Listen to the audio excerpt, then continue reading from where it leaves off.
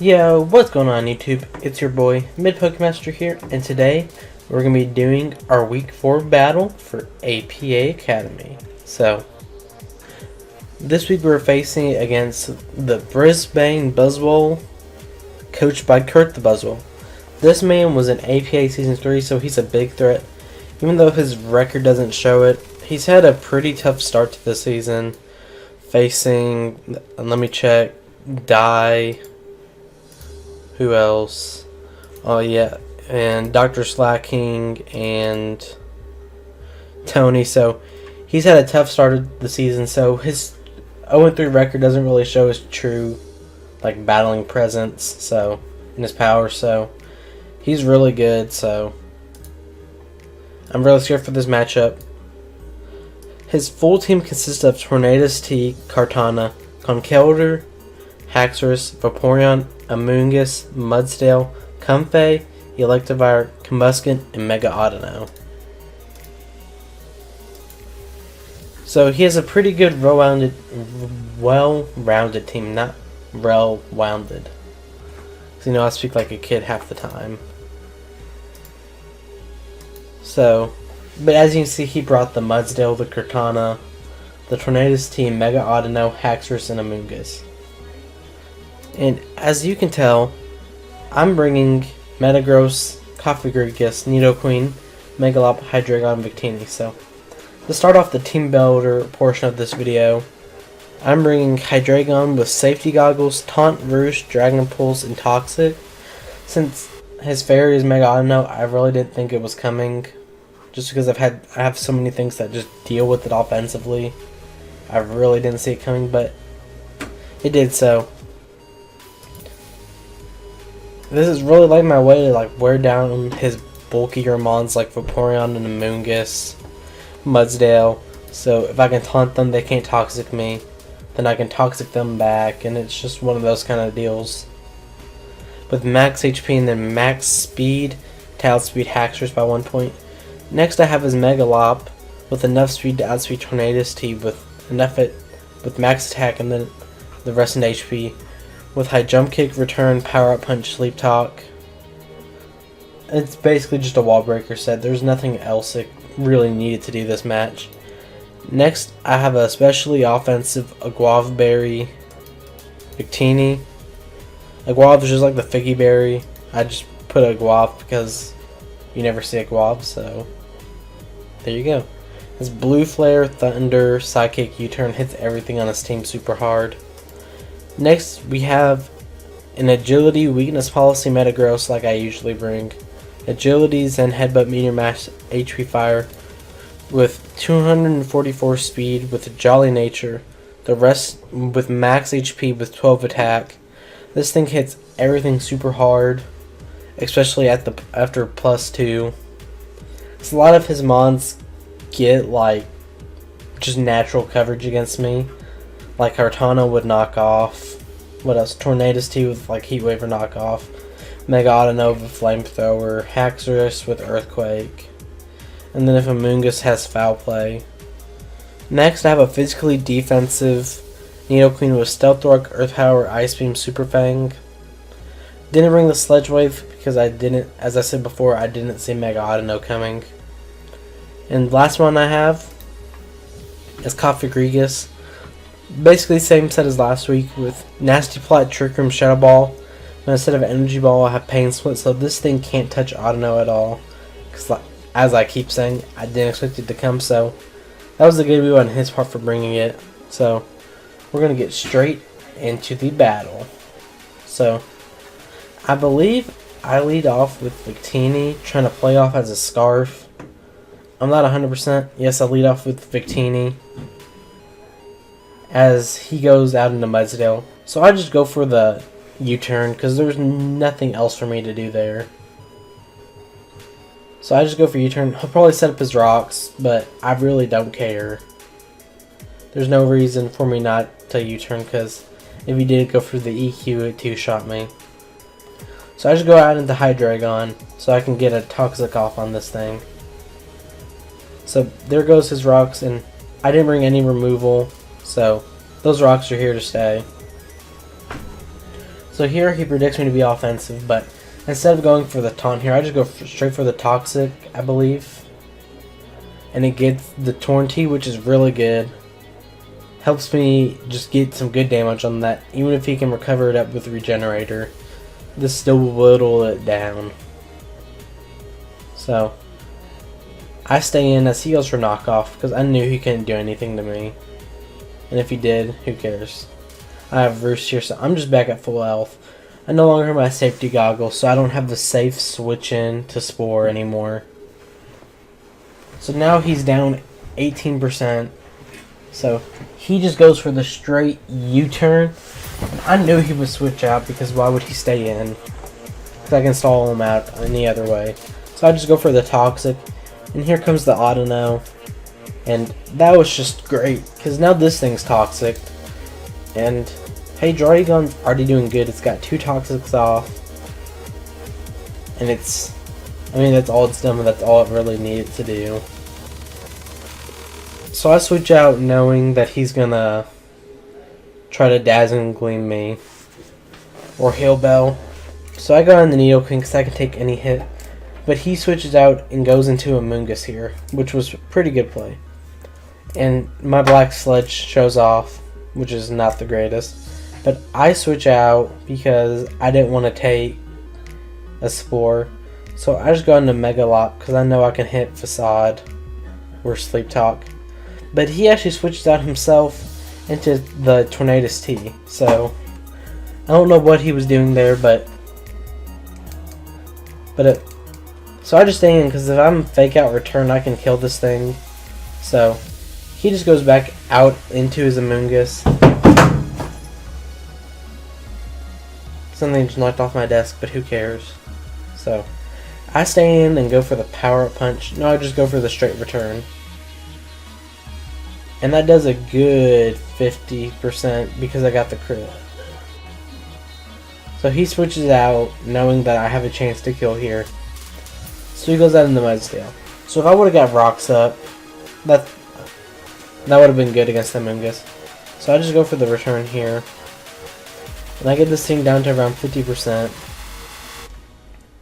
So I just switched out into my Hydreigon because what's he going to do to me?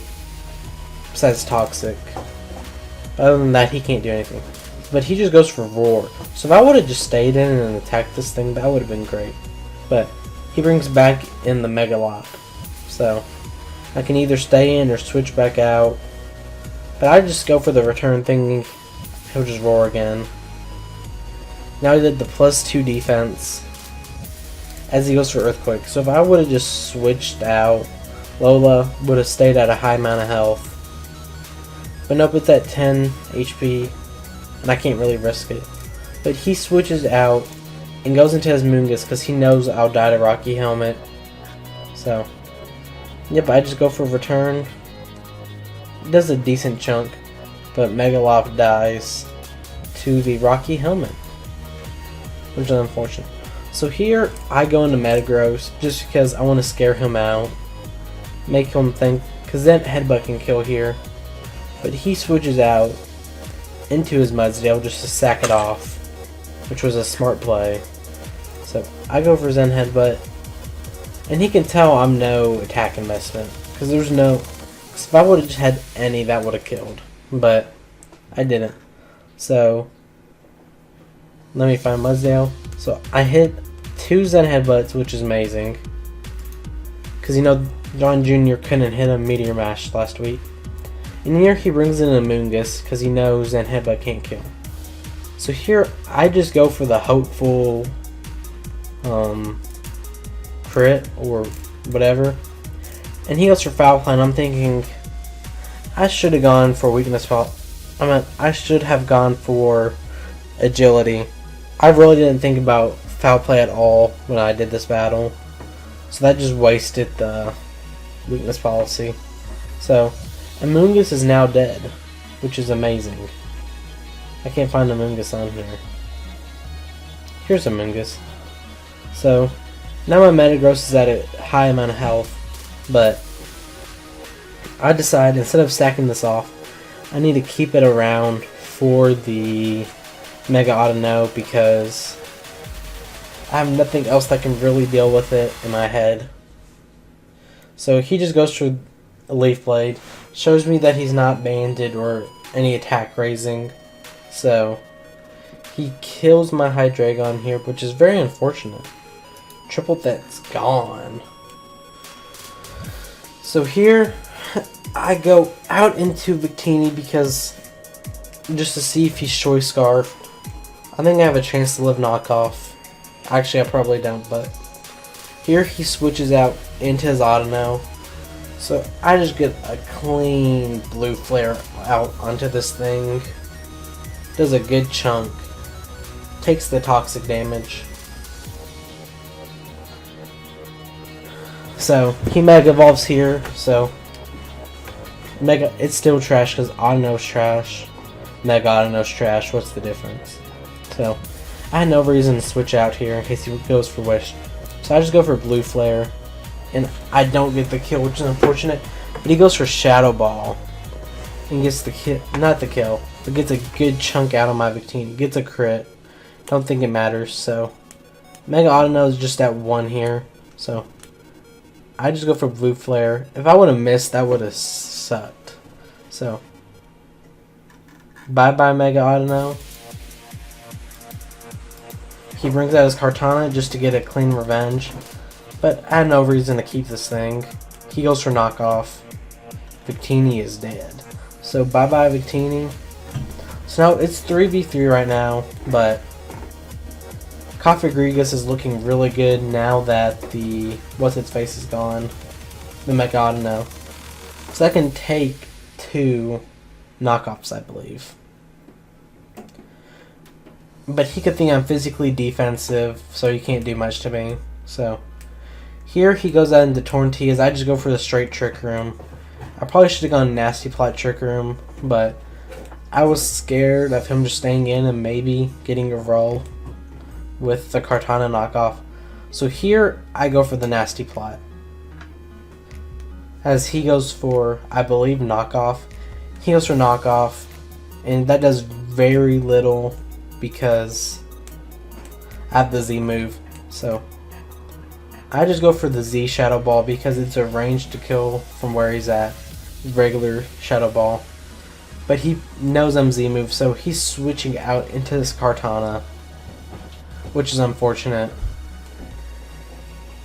And Kartana's gonna die to this thing because Kartana has crap Spadef. It can even take 1 regular Shadow Ball, much less a +2 Z Shadow Ball. So here comes the never-ending nightmare. Just gonna devour this thing. All these hands are gonna come up and go Wacha! And kill the Kartana. So Kartana is dead. He brings back his Torrentee.